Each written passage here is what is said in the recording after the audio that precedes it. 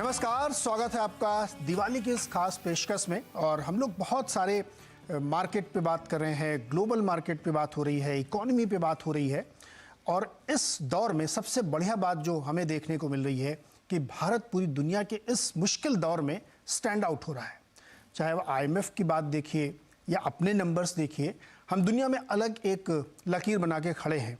और इसके बहुत ठोस कारण है, नंबर्स हैं और हमारी स्ट्रेटजी है जो हमें उससे अलग कर रही है।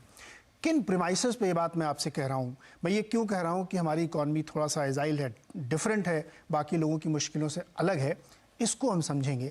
और इसको समझाने के लिए आपके लिए, हमारे लिए जो आज हमारे मेहमान हैं, मनीष चोखानी जी, इनाम होल्डिंग्स के डायरेक्टर हैं। और मैक्रो ट्रेंड्स पकड़ना बहुत बाएं हाथ का खेल है सर के लिए, तो हमने सोचा कि दिवाली के इस मौके पर इस बात को भी ज़रूर आपसे समझा जाए। मनीष सर, बहुत बहुत स्वागत है और दिवाली की बहुत शुभकामनाएं। दिवाली की शुभकामनाएं आपको और सभी आपके दर्शकों को। जी, तो सर पहला तो सवाल मैं यही समझना चाहता हूँ कि इस पूरी दुनिया में बड़ा कुछ हो रहा है। US की अलग प्रॉब्लम चल रही है, पूरा यूरोप इंक्लूडिंग UK बहुत मुश्किल के दौर में जा रहा है। कुछ लोग कह रहे हैं ऑलरेडी रिसेशन में है, जर्मनी में तो बहुत बुरी हालत है। फिर इधर आप चाइना में, तो वहाँ पे एक तरीके से पॉलिटिकल टर्मोइल सा बना हुआ है। लेकिन उसके बीच में हम अपने आप को अलग खड़े कर रखे हैं और मजबूत स्थिति में है। अगर आप इससे सहमत हैं तो मुझे इसकी प्रीमाइस समझाइए सर। नीरज जी, बहुत बड़ा सवाल है, बट ब्रीफली अगर मैं दो रकम से देखूँ, एक तो आप हिस्ट्री का अगर ट्रेंड देखें तो जब बर्लिन वॉल गिरा 1989-1990 में, जब भी वो गिरा, तब से अब तक 30-32 साल एक डायरेक्शन में यूनिपोलर वर्ल्ड होके ग्लोबलाइजेशन, ऑप्टिमाइजेशन की जस्ट इन टाइम सप्लाई आना चाहिए, जो बेस्ट प्रोड्यूस करता है उसके पास बनना चाहिए, इंटरेस्ट रेट घटते गए, प्राइस अर्निंग मल्टीपल बढ़ते गए, मेगा कैप का दौर चला, ETF, पैसिव फंड, ये सब का दौर चला। तो ये ट्रेंड एकदम अब रिवर्सल के ऊपर है, क्योंकि अब दो भाग हो गए दुनिया के, रशिया, चाइना, सऊदी जैसे एक भाग में आ गए हैं, एंड अगेंस्ट द वेस्ट, कि आपकी जो हेजेमनी है ये अब बहुत लास्ट नहीं करेगी, and the new world order must come into place. ये जैसे जियोपॉलिटिक्स प्ले आउट हो रहा है, प्लस जब कोविड हुआ तब लोगों को रियलाइज़ हुआ कि just in time optimisation doesn't work, you need resilience, कि वो चाइना से माल पहुंचेगा कैसे मेरे पास, मेरे घर में बनना चाहिए वो। US को भी रियलाइज़ हुआ, यूरोप को भी रियलाइज़ हुआ। तो ये एकदम it's a disruption of globalisation, and in a way going back to 1980 की जो ईरा थी कोल्ड वॉर की, नियर शोरिंग करिए, अपने घर में सामान बनाइए, आत्मनिर्भरता जो आज शब्द पॉपुलर हो रहा है, which we have always been following in India. दूसरे, अपना इनकम में से कोई हिस्सा बचत में होनी चाहिए, जो कि सब लोग उन देशों में तो भूल चुके थे कि सरकार देती जाएगी, सोशल सिक्योरिटी आ जाएगा या कोविड रिलीफ आ जाएगा। तो यहाँ सदियों से हमारे घरों में हमारी जो माताएं हैं, बहनें हैं, they have been saving money all the time. और वो आपको अब दिख रहा है कि जो प्रोडक्शन भी हो रहा है लोकल इंडिया में, और सेविंग भी, जो मार्केट को सपोर्ट मिल रहा है। जब FII बेचे तो भारतीय निवेशक जाके पैसे डाल रहे हैं मार्केट में, which has been holding the market also. तो जो आपका डोमेस्टिक स्ट्रेंथ है वो फर्स्ट टाइम, और जो इंडिया की बहुत बड़ी कल्चर है वो एकदम उभर के आया है। क्योंकि आप अपने नेबरहुड में अगर देखें, आप अगर अफगानिस्तान में है तो बच्ची स्कूल नहीं जा सकती है, तालिबान का राज है। आप ईरान में है तो हिजाब का हेयर कटिंग का कुछ चल रहा है। श्रीलंका में जाएं तो वहाँ राइट हो गया है कि फ्यूल नहीं मिल रहा है मुझे। आप दूर जाएं, आप यूक्रेन में बैठे थे, आप अपने रोज़मर्रा की ज़िंदगी जी रहे थे, काम पे जा रहे थे, सडनली बॉम्ब पड़ गया आपके ऊपर, आप कहाँ जाओगे? जर्मनी में हो, आपकी बिजली की बिल आपके मॉर्गेज और रेंट से ज़्यादा आ रही है। तो ये दुनिया में we should just feel grateful कि अपने ऐसे देश में रहते हैं जहाँ जो हमारे ट्रेडिशंस और हमारे कल्चर हैं उनका वैल्यू एक्चुअली आज उभर के बाहर आ रहा है। So I feel grateful about it and I feel thankful about it also. Right. So sir, अब ये जो भारत की इसमें इकोनॉमी की हम बात करें तो हम लोग फास्टेस्ट ग्रोइंग है, आप ये कह सकते हैं बहुत तेज़ी से लोग गिर रहे हैं तो हमारी चल रही है। लेकिन कई सारे हेडविंड्स लगते हैं, जैसे एक दौर फ्री मनी वाला जिसमें बहुत पैसा दुनिया में डाला गया, स्टार्टअप्स को बेहिसाब पैसा मिला, उन्होंने तरक्की भी की, लेकिन अब उस पर थोड़ी थोड़ी रोक लग रही है। तो अगर हम इंडिया में इसको अप्लाई करें तो क्या हमारे लिए आगे इन्फ्लेशन का, हाई इंटरेस्ट रेट रिजीम का या हमारी करेंसी का ये हेडविंड बनेगा, या हम इसको सेल थ्रू कर ले जाएंगे? सी नीरज, जो अगेन मैंने 1980s का एग्जांपल दिया कि ऑयल कैन गो 110 120 होगा एंड हमने करेंसी भी घटने दी अपनी, तो वो एक बार शॉक आएगा। बट जैसे पिछले साल भी गवर्नमेंट ने मैनेज किया, आपके फ्यूल पंप पे प्राइस नहीं बढ़े because the loss was absorbed by oil marketing companies and government. तो टिल अ सर्टेन रेंज हम अपनी इन्फ्लेशन को through this mechanism we are able to control. But definitely अगर दुनिया में रिसेशन होगा, इंटरेस्ट रेट बढ़ते जाएंगे, करेंसी वॉर जैसे चल रहा है, तो इट्स नॉट कि हम दुनिया में एकदम अलग हैं, एक्सपोर्ट पे असर पड़ेगा। जो कैपिटल एक्सपेंडिचर किसको करना है फैक्ट्री लगाने में, वो भी शायद एक बार सोचे कि मैं लगाऊं या ना लगाऊं। So it comes back to जो कंपनियां और मैनेजमेंट एजाइल होंगे वो जीतेंगे, ना कि ये ट्रेंड चल रहा है और सब लोग इस ट्रेंड में अपनी चलती गंगा में हाथ धो लो।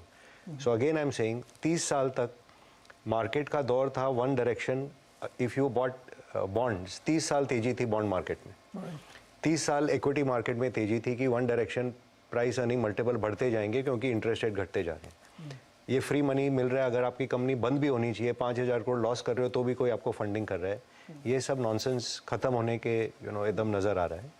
And it comes back to good old economics कि आप अपने धंधे को ढंग से चलाइए, आपके कंज्यूमर को आपका प्रोडक्ट चाहिए तो वो बिकेगा ही और असली भाव पे बिकेगा, ये नहीं कि कोई आके उसको ज़ीरो फंडिंग में या लॉस करके आपको बेच के चले जाएगा। तो ये दुनिया बदलेगी। एंड ये ट्रेंड भी अब ये नहीं है कि मैंने कहा जैसे फाइनेंशियल्स हमें अच्छा लगता है कि हर फाइनेंशियल शेयर चल जाएगा या हर आईटी शेयर चल जाएगा, ऐसा भी नहीं है। जैसे again I give you example in IT या मैन्युफैक्चरिंग कि आज दुनिया में अगर मुझे वॉल्यूम में काम कराना है तो ऐसा तो नहीं है कि मुझे जाके फिलीपीन में 2 लाख लोग मिल जाएंगे। ऐसा यूएस में भी हो गया है या यूरोप में हो गया कि अब वो कह रहे हैं हमें वर्क फ्रॉम होम करना है, हम ऑफिस ही नहीं आएंगे, या जो ग्रेट रेजिग्नेशन का दौर चला है। तो जब आदमी नहीं है आपके पास तो आप यहाँ आओगे। मैन्युफैक्चरिंग की और भी अगर मैं देखूँ कि आज चाइना में और यूरोप में chemical industry virtually shut down है, तो वो इंडस्ट्री जाएगी कहाँ जब उनको स्केल पे बनाना है। आज $4 बिलियन मुश्किल से प्रॉफिट है पूरे केमिकल सेक्टर का, बट जो स्कोप है ये सेक्टर का कि 10 गुना भी बना दें तो भी दुनिया को सर्विस नहीं कर पाए। तो अब कौन इसका एडवांटेज ले पाएगा, कौन मार्केट शेयर गेन करेगा? आईटी में अगर मैं सोचूं, can Infosys win business away from Cognizant and from IBM? Likely तो सेक्टर में नॉट डू वेल कि 5% ग्रोथ है, बट अ कंपनी में भी doing very well. Same thing में अप्लाई इन केमिकल्स कि एक्सपोर्ट मार्केट डाउन है बट यहाँ पे कोई है जिसे बहुत बड़ा B2B कन्वर्जन मिला है कि ये 3 प्रोडक्ट आपको ही बनाने हैं हमारे लिए, दुनिया भर के लिए। That company can be a breakout. So ये taking a country bet, sector bet, ETF, passive fund, ये दौर मेरे हिसाब से पीछे जा रहा है।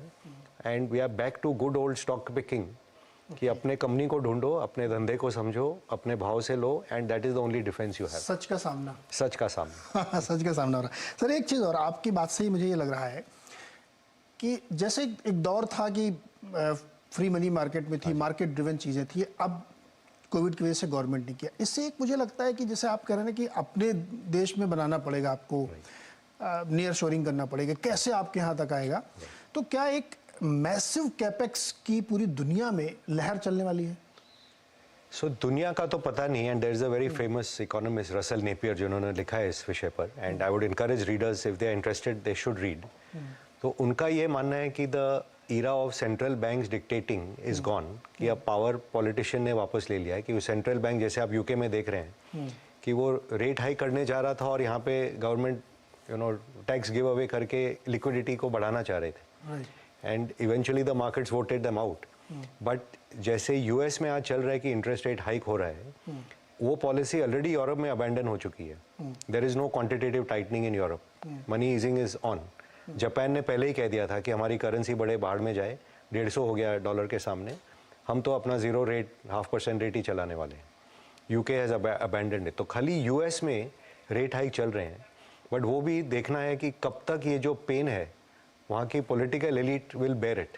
क्योंकि ये 1980s का रोनाल्ड रेगन का इरा नहीं है कि उसने पॉल वॉलकर को दे दिया खुला हाथ कि आप 18% भी कर दो इंटरेस्ट रेट, तो एक बार इन्फ्लेशन खत्म करो।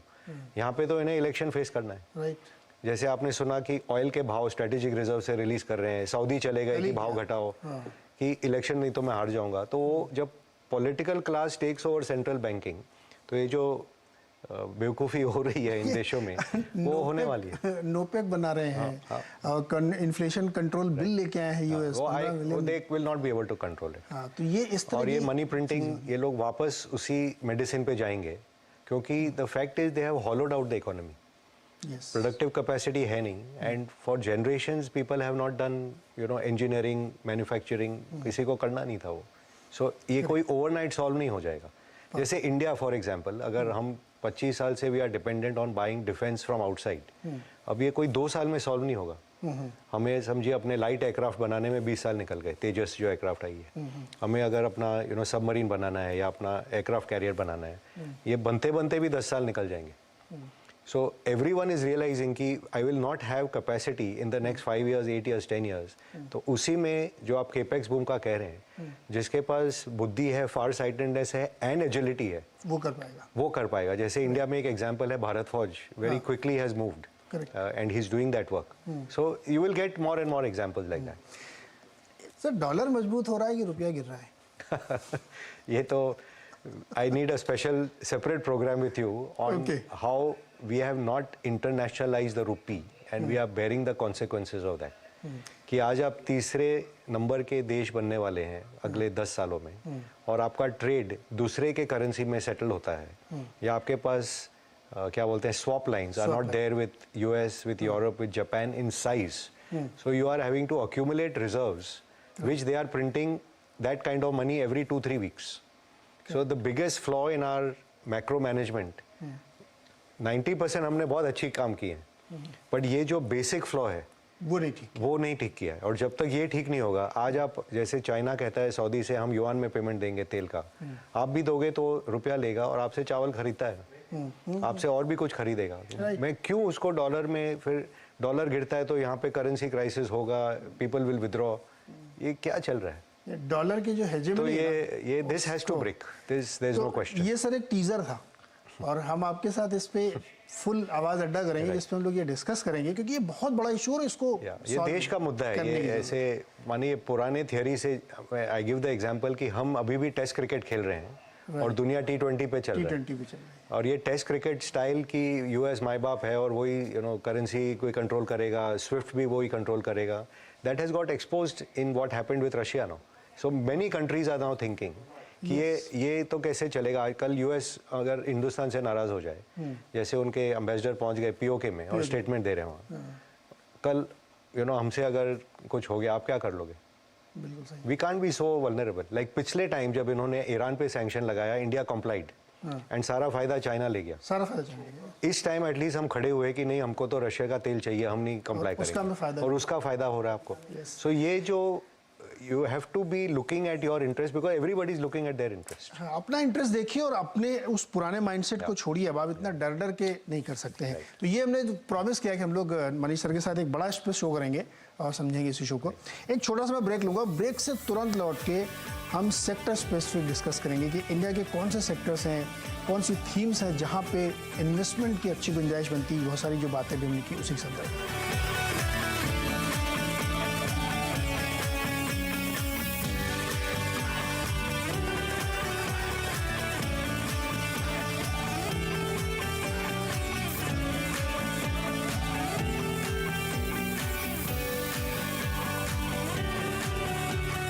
स्वागत है एक बार फिर से आपका इस खास पेशकश में, और मैं बात कर रहा हूं मनीष चोखानी सर से, जो इनाम होल्डिंग के डायरेक्टर हैं। और हमने बहुत सारी बात की भी, दुनिया की इकोनॉमी की, जियोपॉलिटिक्स की।